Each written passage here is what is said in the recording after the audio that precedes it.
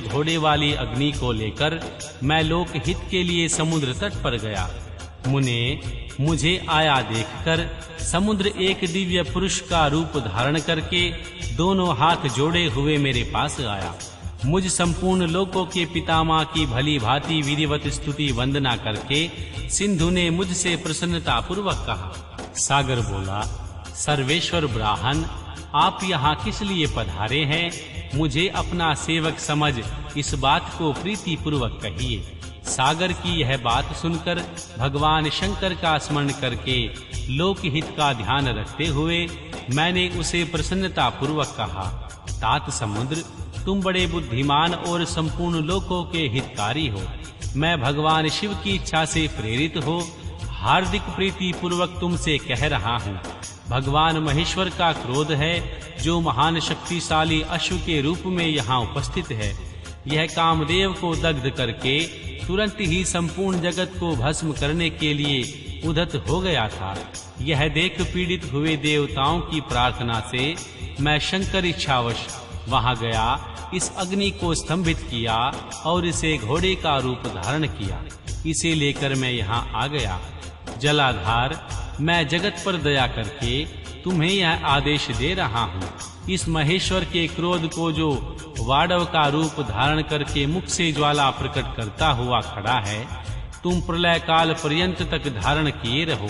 सरीपत्ते, जब मैं यहाँ आकर वास करूँगा तब तुम भगवान शंकर के इस अद्भुत क्रोध को छोड़ देना।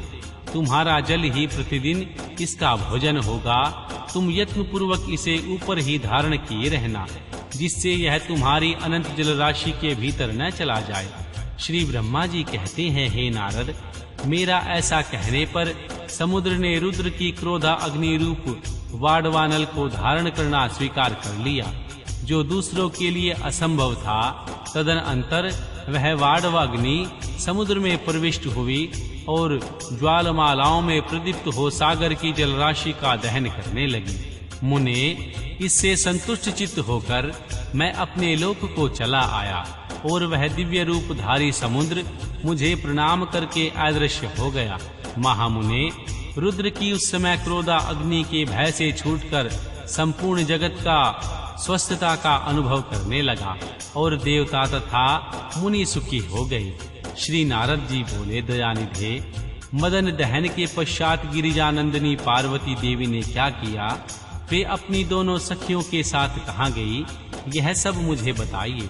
श्री ब्रह्मा जी ने कहा, भगवान शंकर के नेत्र से उत्पन्न हुई आग ने जब कामदेव को दग्ध किया, तब वहाँ अद्भुत शब्द प्रकट हुआ जिससे सारा आकाश गूंज उठा।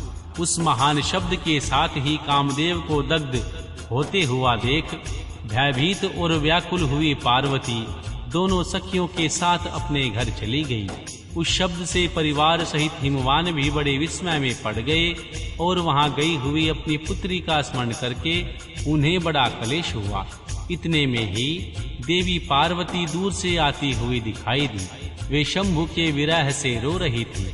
अपनी पुत्री को अत्यंत विहल हुई देख शैलराज हिमवान को बड़ा शोक हुआ और वे शीघ्र ही उनके पास गए। फिर वे हाथ से उनकी दोनों आंखें पोंछकर बोले, शिवे, डरो मत, रो मत। ऐसा कहकर अचलेश्वर हिमवान ने अत्यंत विहल हुए देवी पार्वती को शीघ्र ही गोद में उठा लिया और उसे सांत्वना देते हुए अपने घर ले आए। कामदेव का दाह करके महादेव जी अदृश्य हो गए थे। अतः उनके विरह से पार्वती अत्यंत व्याकुल हो उठी। उन्हें कहीं भी सुख या शांति नहीं मिलती थी। पिता के घर रहकर जब वे अपनी माता से मिली, उस समय पार्वती शिवा ने अपना नया जन्म हुआ माना। वे अपने रूप की निंदा करने लगी और बोली, हाय, मैं मारी गई। सखियों के समझाने पर भी वे गिरिराज कुमारी कुछ समझ नहीं पाती थी। वे सोते जागते, खाते पीते, नहाते धोते, चलते फिरते और सखियों के बीच में खड़े होते भी कभी किंचिन मात्र भी सुख का अनुभव नहीं करती थी। मेरे स्वरूप को तथा जन्म कर्म को धिक्कार है, ऐसा कहती हुई वे सदा महादेव जी की प्रत्येक चेष्टा का चिंतन करती थी। इस प्रकार पार्वती भगवान शिव के विरह से मन ही मन अत्यंत क्लेश का अनुभव करती और किंचिन मात्र से भी सुख नहीं पाती थी। वे सदा शिव शिव का ही जाप करती थी। शरीर से पिता के घर में रहकर भी वे चित्त से पिनाकमणि भगवान शंकर के पास पहुंची रहती थी।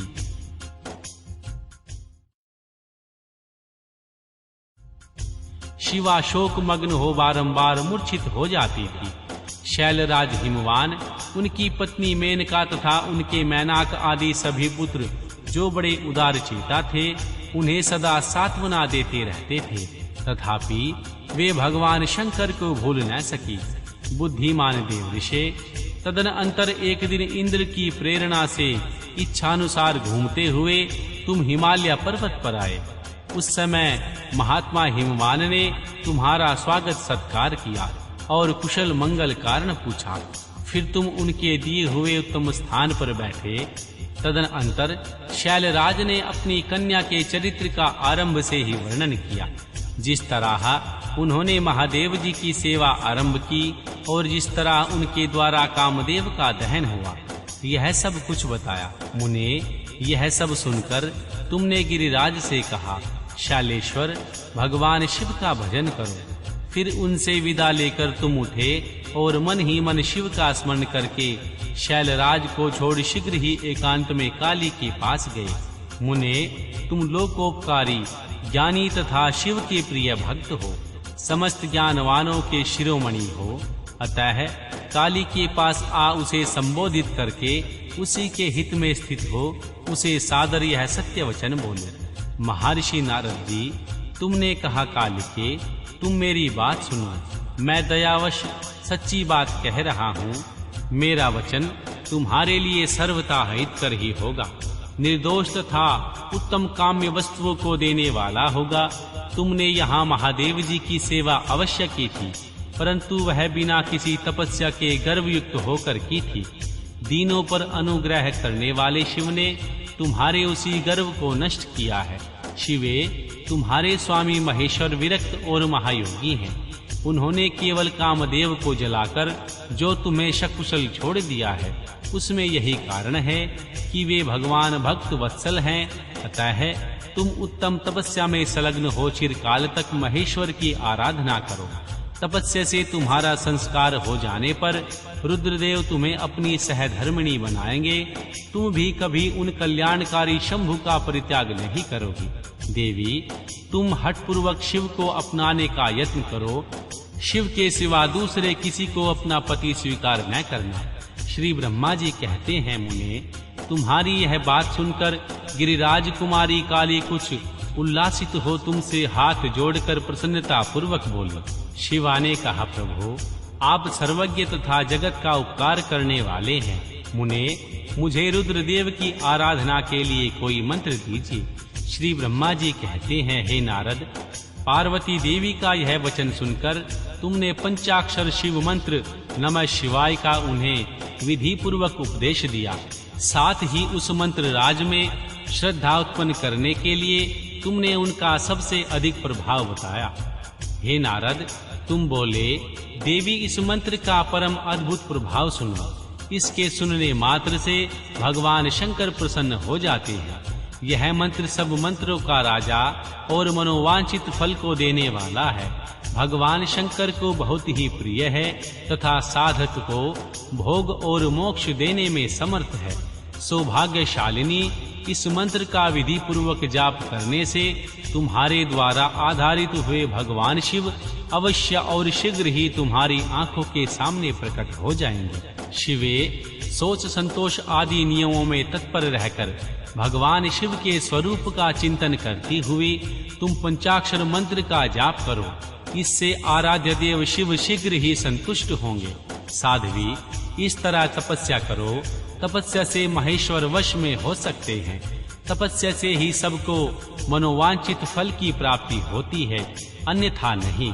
श्री ब्रह्मा जी कहते हैं, हे नारद, तुम भगवान शिव के प्रिय भक्त हो और इच्छानुसार विचरने वाले हो। तुमने काली से उपयुक्त बात कहकर देवताओं के हित में तत्पर हो स्वर्ग लोक को प्रस्थान किया। तुम्हारी यह बात सुनकर उस समय देवी पार्वती बहुत प्रसन्न हुई। उन्हें परम उत्तम पंचाक्षर मंत्र प्राप्त हो गया था।